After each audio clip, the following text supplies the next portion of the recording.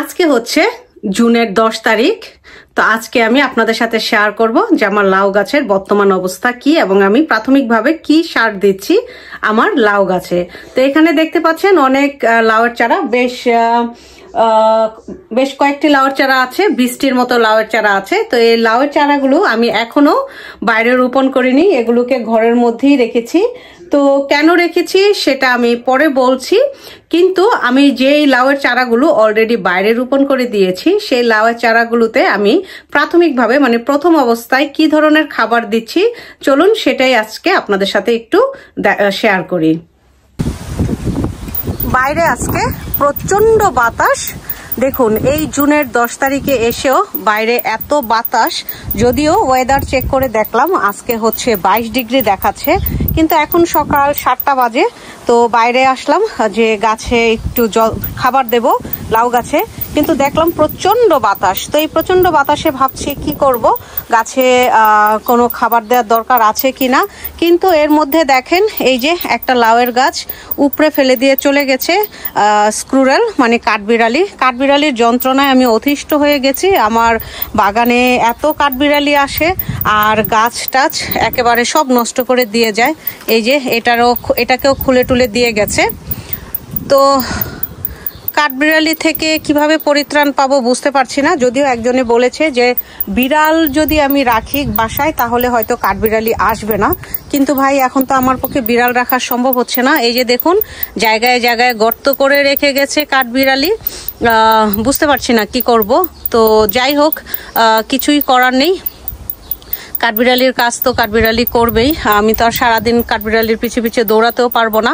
তো এই যে লাউয়ের গাছ মাচায় উঠছে, এগুলো অলরেডি আমি বাইরে দিয়ে দিয়েছি, 2 সপ্তাহের মতো হবে বাইরে দিয়েছি। এরা বেশ ভালোই আছে দেখা যাচ্ছে, বাট কাঠবিড়ালির যন্ত্রণায় এরা ঠিকভাবে বাড়তে পারছে না যেহেতু মাটি খুঁড়ে নিচ্ছে। তো এই পাশে টায়ারের মধ্যে রাখা লাউ গাছগুলো ঠিকভাবে আছে, এই যে ফুল চলে এসেছে। ভাবছি এটা 1G কাটিং করবো কিনা এখন না, এখন যেহেতু বাইরে অনেক বাতাস 1G কাটিং করার দরকার নাই, এটাকে আগে মাচা পর্যন্ত উঠতে দিই। এই যে এটা মাচা পর্যন্ত উঠবে, তারপর হয়তো 1G কাটিং করে দেব। তো এখন হচ্ছে পালা আমার পলিটানেলের ভিতরে যাওয়ার। কাঠবিড়ালির যন্ত্রণায় ইট পাথর সবকিছু দিয়ে আমি ঢেকে রাখি। তো এসেই দেখলাম খুব সুন্দর একটা ফুল ফুটে আছে। একটু এভাবে দেখালে হয়তো আপনারা বুঝতে পারবেন, যেহেতু বাইরে কিছুটা রোদও আছে এজন্য সূর্যের আলোটা পড়ছে এখানে। তো এ হচ্ছে আমার পলিটানেলের অবস্থা, আপনারা দেখেছেন। তো যাই হোক, আমি যেটা বলছিলাম, এ হচ্ছে আমার লাউ গাছ। তো এখন আমি লাউ গাছে পানি দেব, পানি না লাউ গাছের খাবার দেব। তো কি খাবারটা দেব চলুন একটু দেখি। তো এ হচ্ছে আমার লাউ গাছের জন্য খাবার। তো দেখতেই পাচ্ছেন এ হচ্ছে টমেটো ফিড, বাইরে থেকে আমি বাজার থেকে কিনে নিয়ে এসেছি। টমেটো ফিডের মধ্যে আছে প্রচুর পরিমাণ নাইট্রোজেন। প্রাথমিক অবস্থায় আপনারা যদি এই টমেটো ফিড গাছে ব্যবহার করেন তাহলে কিন্তু গাছ তরতরিয়ে বড় হবে এবং গাছে প্রচুর পরিমাণে ফুল আসবে। তো আমি অলরেডি টমেটো ফিড এর মধ্যে মিশিয়ে রেখেছি। তো এখন সেই পানিটাই আমি দিচ্ছি আমার লাউ গাছে। তো নর্মালি আমি প্রাথমিক অবস্থায় লাউ গাছে এই যে টমেটো ফিড এটাই ব্যবহার করি, অন্য তেমন কোনো খাবার প্রাথমিক অবস্থায় এখন আমি আর দিচ্ছি না। অন্য খাবার আসলে দেওয়ার দরকারও নেই, কারণ প্রথমে গাছগুলোকে একটু বড় হতে দিতে হবে। গাছগুলো যখনই একটু বড় হওয়া শুরু করবে তারপর আপনারা অন্য খাবার দেবেন। তো এই যে দেখুন গাছ কিছুটা বড় হচ্ছে, আর এই প্রাথমিক অবস্থায় আমি দিয়ে দিচ্ছি টমেটো ফিড।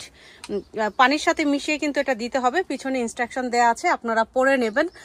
তো প্রাথমিক অবস্থায় এইভাবে আপনারা যদি গাছে টমেটো ফিড ব্যবহার করতে থাকেন তাহলে দেখবেন গাছ অনেক বড় হয়ে যাবে। তাছাড়া আপনার গাছে প্রচুর পরিমাণে ফুল আসবে, কিন্তু ফুলগুলোকে টিকিয়ে রাখতে হলে যেটা করতে হবে সেটা হচ্ছে আপনাকে পটাশিয়াম যুক্ত খাবার দিতে হবে, এবং সেটা কি খাবার সেটা আমি পরবর্তীতে আবার আমার অন্য ভিডিওতে দেখাবো।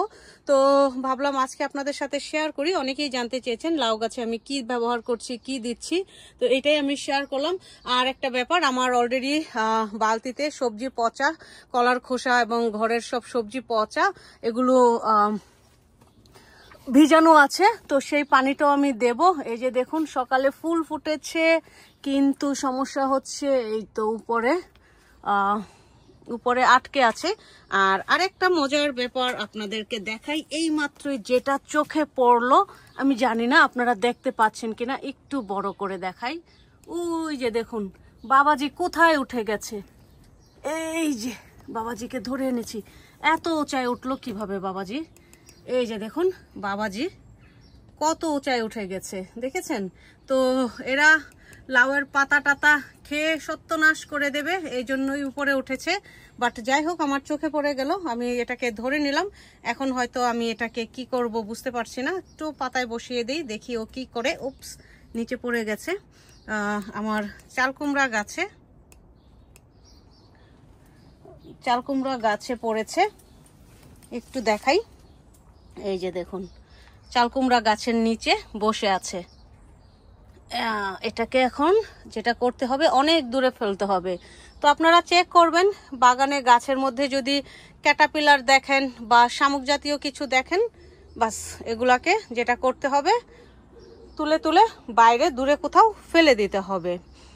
মারার দরকার নেই, দূরে ফেলে দেবেন। এরা আস্তে আস্তে ততদিনে আপনার গাছ ফুল ফসল দিয়ে দেবে। তো এই তো বন্ধুরা, এই ছিল আজকের ভিডিও। সবাই ভালো থাকবেন এবং সুস্থ থাকবেন। ধন্যবাদ।